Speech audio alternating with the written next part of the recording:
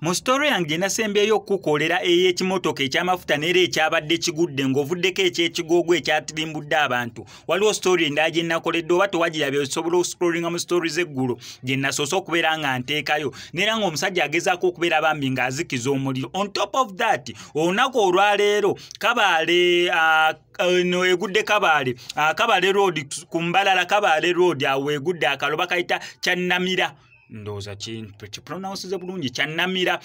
town center ekimotoka kyamafuta ekilala we kigudde nakyo we kitune kitandika okubeera nga kiteta. Mu story yange nakoledde onako leggo nagambye munnanga season etubya ne season y'omusana ne tubya ne season y'enkuba kyeka season gye tuli ya bimotoka by'amafuta kubeera nga bigwa anti awo sounding eruma omutemu wuuyo bannayuganda omutemu wuuyo nina omulabira ku kkubo ng'oteekako sauti ng'ogamba abasigadde ti omutemu wuuyo nga mumwesega kigambibwa mbu kineno kiremereddwe omugoba waakyo era bw'atyo